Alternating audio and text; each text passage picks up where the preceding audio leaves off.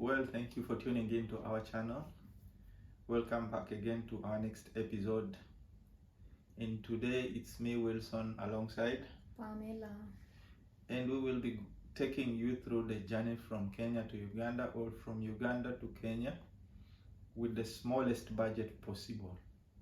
Okay, for the preparation, you need first the yellow card. This is for the yellow fever card. Yeah, which you can get it on, I believe, in any hospital in Nairobi. You can get the yellow card. It's around 1,500. Yeah, it's one of the requirements that you need. And then the second requirement, of course, it's money. And the journey from Nairobi until Kampala, you need at around 3,500. Yeah, 3,500 going, and back it's much cheaper than that. Yeah, so you need money and the yellow card, and also you need the Kenyan ID if you are a Kenyan, and if you're not a Kenyan, you need a passport. You need a passport, and if you don't have the passports, you can use the ID, the Kenyan ID, the original Kenyan ID. But when you go to the border, you'll have to buy a pass, entry pass, which is 500 Kenyan shillings. And for this one, just to note, you don't pay it through M-Pesa. You have to pay it through cash. So you have to carry the Kenyan money in cash. You have to equip yourself with cash, because even though you don't use it in Kenya, you can exchange and use it in Uganda. Yeah, you can exchange it in Uganda. But still, if you have money in the M-Pesa, you can exchange it in the border and also on the bus stop in Kampala. They have the M-Pesa shop, so you can withdraw your money. Yes. So, as she has said, she has mentioned a list of the things that you need. So, the 3,500 that she talked about, this is the ticket price, the price of the bus ticket. So always the bus usually leaves from Nairobi. If you're traveling from Nairobi, the bus always they schedule it to leave at 5 o'clock, 5 p.m. Kenyan time. But due to some unforeseen circumstances, sometimes the bus leave at 8 or 7. Depend on which bus you catch, but usually they say that the bus departs at 5, so it's much better to be at the bus station by 5 o'clock, ready to travel, because the journey is usually in the night. So as you're traveling, it's mostly cold in the night. So I would advise anyone who is traveling to equip yourself with something to cover up yourself, because along the journey you will feel a lot of coldness. Yeah, that is a tip that you must bear in mind before you think about the journey. What else? And then where you get this bus, it's in Nairobi. It's near, it's called T-Room. Yes, T-Room. Yeah, T-Room. On the downside, there is this bus station going to Mombasa. It's called booking office for, I forgot, Modern Coast. Yes. The Modern Coast bus stop, it's the one which is near the road. Yes, but Modern Coast is also going to Kampala, but we have also other buses going to Kampala. We have Modern Coast, there is Simba, and there is Super Metro. Yeah. There's also another one. There's some people use Easy Coach. They connect to Busia, and then from Busia they take another matatu. You call taxi, right? Yeah. They take the taxi on the side of Uganda to Kampala. But that is, you will take a lot of time. So it's better if you're going to Kampala direct, it's better to use the direct route. But for me, I would recommend, if you're traveling and you don't have like a lot of luggage, you're traveling maybe for leisure, it's better to use Super Metro, because it's fast, it's convenient, and when they reach the border, its clearance is very fast because they don't carry a lot of luggage. Yeah, so Super Metro I would recommend for everyone. It's the most reliable bus, and then it's very comfortable, because the time we traveled, like from Nairobi, we reached, I believe, somewhere like Nakuru. Like, I think I slept until we were in Busia for 8 continuous hours, because the bus is really comfortable. It's comfortable more than the flight. Like, it's very comfortable. more than the flight. The comfortability of the Yeah, bus is it's perfect. it's amazing. It's amazing. Yeah, and the fact that you're traveling at night, so the journey, even if it's 15 hours, is not tiresome. Yeah, it's not tiresome. And then in the bus, the only thing they will give you is some water. And then along the way, there's some stops where you can buy something maybe to eat, but you know you have to be careful when eating like the food from the road, because you don't know how it's prepared or how it is. That is from Nairobi to Kampala. But the food on the road from Kampala to Busia is the best you can have. It's the best you can have. But from Nairobi to, all around to Busia, that one, you have to think about it before you eat that food. Maybe if it's like biscuits, anything that is packed, that is not cooked, I would recommend. But anything from there, I don't know. I'm 50-50 about it. So in simple terms, you advise people to carry some snacks to eat along the way. Something to eat. Yeah. And then in addition to that, the place that you take the bus, there is a lot of buses that stop in that area going to different destinations. Because you have the buses that going to Rwanda. Oh, yeah. We will do another video on that if you're traveling from Kenya to Rwanda, because we will be taking you through all. It's not basically connecting Kenya to Uganda. We are connecting Kenya, Uganda to the rest of the world. So we will be sharing different tips on different travels, different areas, and different cultures according to our observation. And after the travel, the bus travel, now we will take you through the immigration process. What do you require when you reach at the immigration, and how much money do you need to have when you're crossing from the immigration? First, if you're traveling with your passport, you will not have any issues, because as soon as you get out of the bus, they channel you to go through the immigration officers.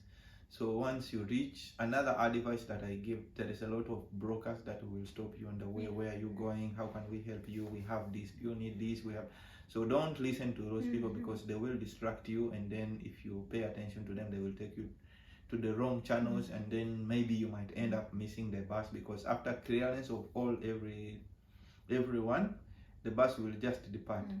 So first of all, get out of the bus, walk directly through the immigration officers. They will ask for your passport if you have. They will stamp for you the entry permit, and usually they will ask you how long are you going to stay in Uganda if you are Kenyan.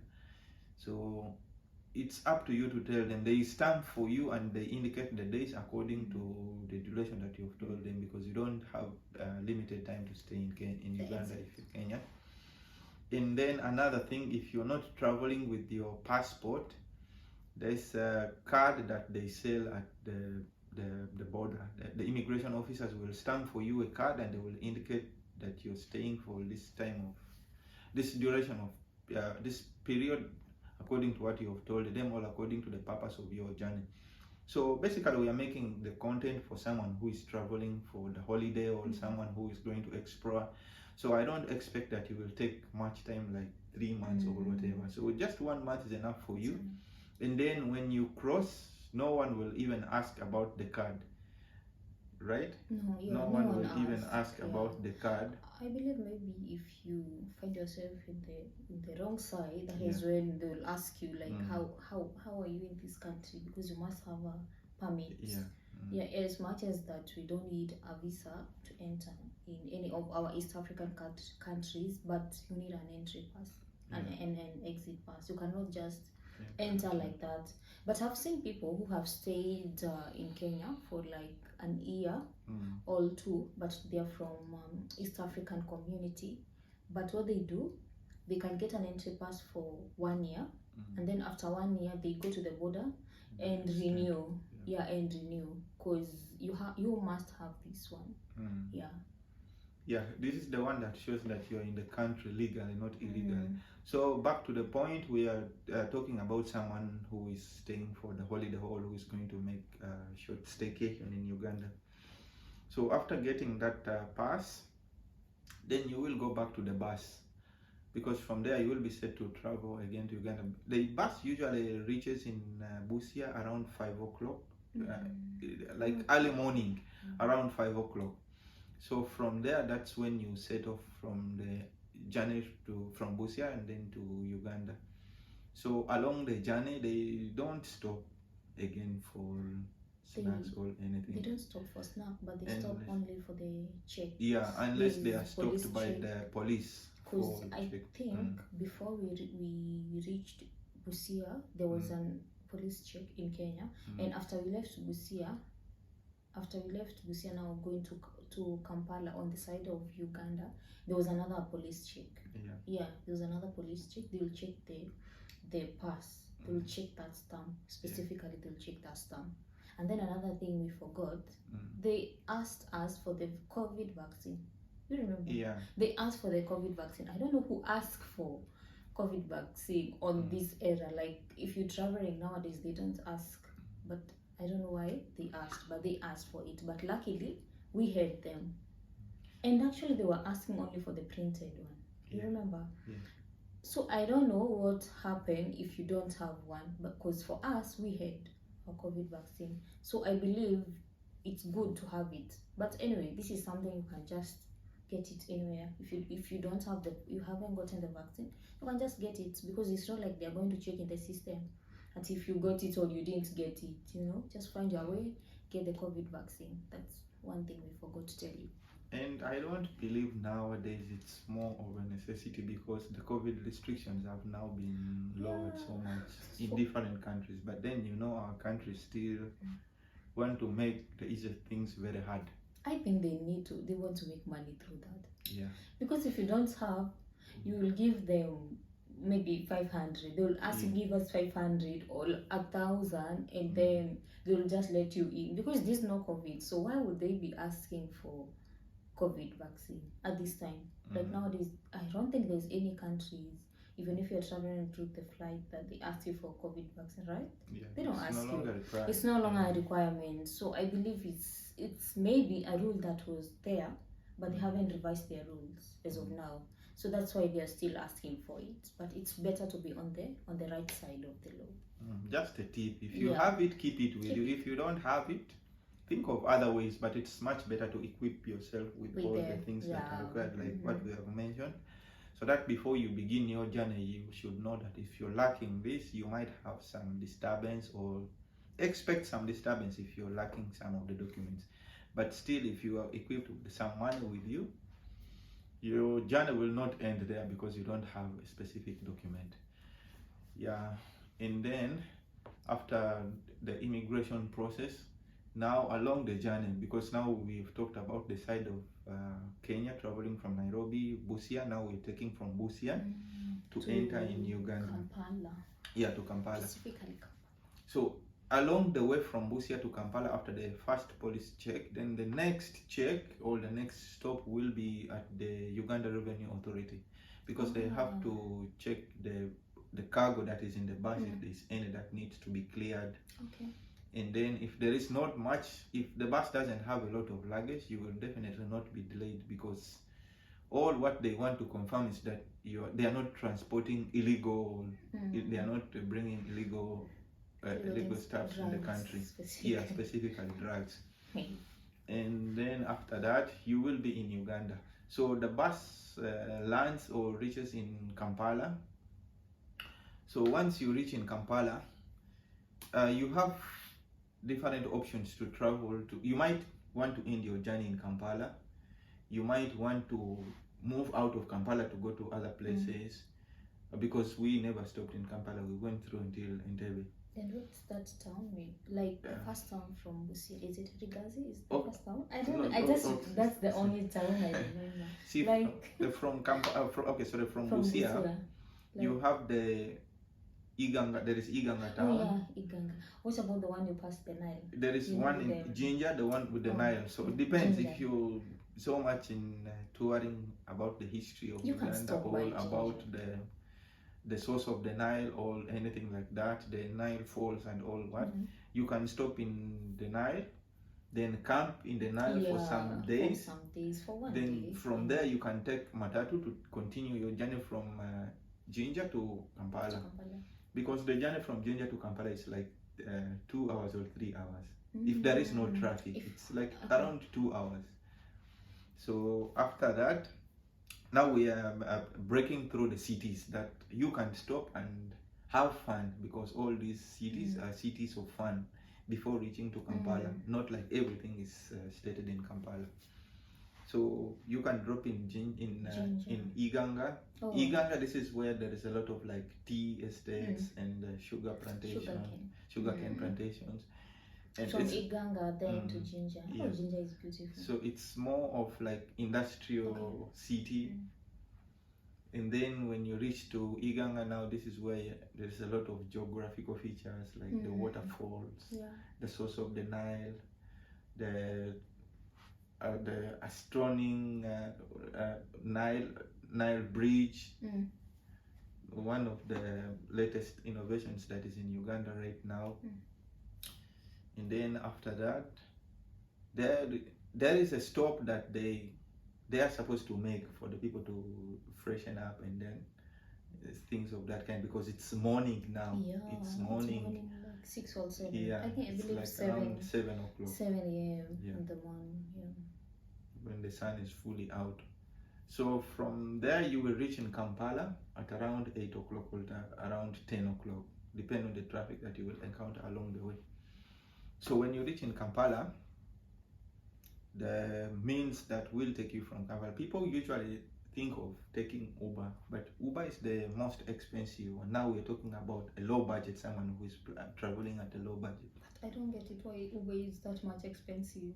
Yeah, it's crazy expensive. Uber will be very expensive. If I compare it with Uber in Kenya, Uber in Kenya is very cheap, because there's so many taxis you can use. But then the difference is if you're taking a motorbike in Uganda, it's very cheap. But the funny part is that in Nairobi, if you're going somewhere, like for example the day we went to the embassy, the motorbike is more expensive than Uber. I don't get it. Like how is that? You know. Anyway, different people know how they make their business. So, but Uber in Uganda is very expensive. I don't know why. Maybe there are other taxis. There's Bolt, right? There is a lot of means that's why people are opting to go for other means than to take the Uber. Why? It's like now if you're moving from Kampala to Entebbe, say for example, you're moving from Kampala to Entebbe. There is a lot of matatus on the way, like that will be driving you from Entebbe to Kampala to Entebbe, to shorten the journey that you would have taken with the Uber. So, and then when you will reach in Entebbe, that is where you can now take the motorbike to ride you to your destination, your final destination, because the journey is reduced. And then, now we have talked about the journey, we will be talking about accommodation. But then it's very hard if you're traveling, like for example, you're traveling for leisure, and you will take a motorbike, and you have luggage. Of course, you've packed. But it's not really much. I believe if you can use the motorbike to roam around, but if you like going to the exact place, I think it's better to have the means of transport. Like maybe book an Uber. And Uber is very less. Like the time I tried to book an Uber, it told me it's 30 minutes away. 30 minutes a lot of time. I believe there are other means of transport. Like maybe if you book an Airbnb, you can try to negotiate with the owners. Like, can I have a private car? I believe that's possible, right? Private cars? If you go that way, still it's more costly, because they will be charging you for an hour. This is. You're talking about someone who is coming for a short staycation or for the holiday. I don't expect someone to carry like 5 bags. You will carry. Come on. Even though you carry much luggage, you will have like 23 kg suitcase. That is if you're carrying a lot of luggage. Only one. Yeah, one suitcase. One roll. And then this one, someone can carry it on the motorbike. They will put it in the front, and then you sit behind, and you continue with the journey, rather than to book Uber because of one bag. So when you reach at the destination, now we are talking about accommodation, how you will stay. way back, people used to think about hotels, that I will stay in the hotel or whatever it is. But nowadays, we recommend, or people are going in so much to Airbnb. Yeah, of course. Reason being, with Airbnb, you have the option to cook for yourself whatever you want, and then you will have privacy in the room. It's not that you can take sole standing room alone, or you can take like a villa with different neighbors, but everyone is on their own. You will not have any disturbance. Yeah. And then the cost of the Airbnb, it depends on the location, on the places that you have chosen to stay, because different places have different costs. So we are talking about someone who is traveling at a low budget, which means that you can get a room per day at around $15. $15. So you can get a single studio room. Yeah. For $15, and which is okay for someone who is traveling alone. Yeah, on a low budget. Yeah, on a low budget. So $15, it's not bad, right? Yeah, $15. It's good for now. And then you saw how the setup of the rooms are. Yeah, you will have everything in the room. The houses are amazing, you know, and the security in Uganda is good. It's very nice. Yeah, and then something I'll recommend about Airbnb. The food in Uganda is very cheap, very cheap. You know, the pineapple is like, I've never seen such a big pineapple in my like the one I saw in, it's like this much big. And the fish, oh my god, it's this much big. It's too big. Like the food there, it's plenty. It's plenty. Even if you go to a restaurant, the food that they serve you, oh my god, the food for one person, it's what is served maybe, for example, in Kenya for 3 people. It's big. It's way a lot. Yeah. Okay, so now you have had your journey from Kenya to Uganda. We have taken you through the immigration. We have taken you along the way from Busia to Kampala. You've reached your destination. Now we will be talking after settling in your destination. What next? You need to explore. Definitely. Yeah. You need to explore. What are the places that you need to visit? What do you need to visit the places? Some of the costs for the places.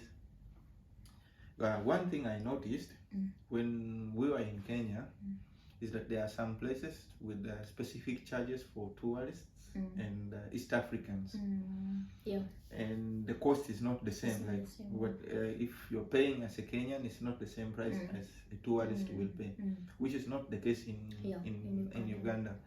Anyway, in Uganda, the only place that has different costs for tourists and East African is the Uganda Wildlife Education Center, the zoo. So in the zoo, they charge people with other passports more than the East African. Yeah, so for the East African, as long as you're Ugandan, Kenyan, or whatever, or mostly as long as you're black, because they don't ask for the ID. So they don't ask for the ID. If okay, for example, if we are white, we go. They will be like, these are not Ugandan. Yeah.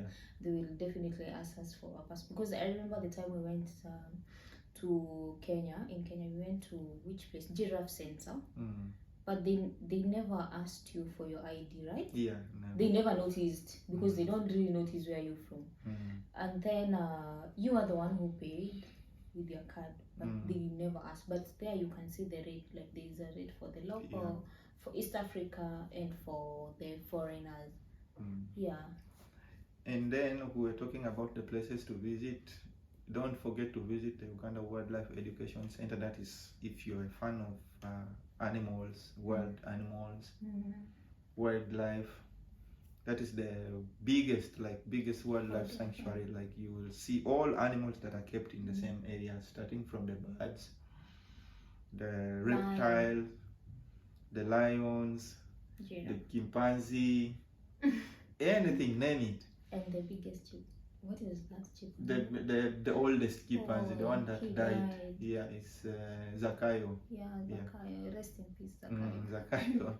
But still, the history of Zakayo remain, and Yeah, he was preserved for people to see, to go there and read. It's something very amazing, yeah, to see like how much history is kept, even for the animal.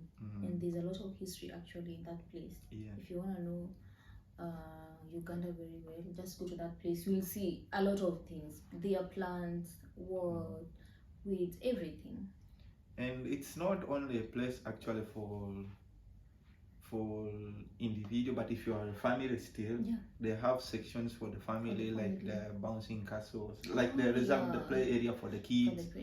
They have the beach and the several restaurants, like if you want to stay with the family or to hang out with the family, it's a good place that is recommended. And then in the same area, you will have the access to see the airport. The airport, okay, it's on the same side of the airport. It's nearby to the airport, nearby to the State House. It's near to the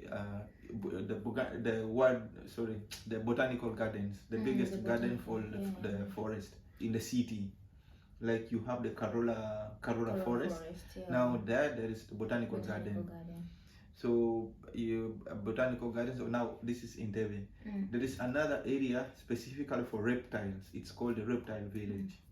So if you are a fan of this kind of snakes, like big snakes, if you're not scared of snakes, all kinds of reptiles were kept in one area. So it's also good to visit. And then now talking about Entebbe, if we put Entebbe aside, now we tune into Kampala if you want to tour in Kampala. So in Kampala, the things that are there to tour, because Kampala is more of the administrative area. So ministries, most of the ministries in Kampala, though there are some that are in Entebbe, but few.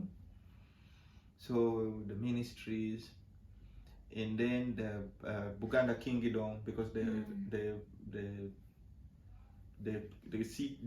center of the kingdom is in Kampala. Like the administration building, the King's Palace, they're all located in Kampala, in a place called Mengo.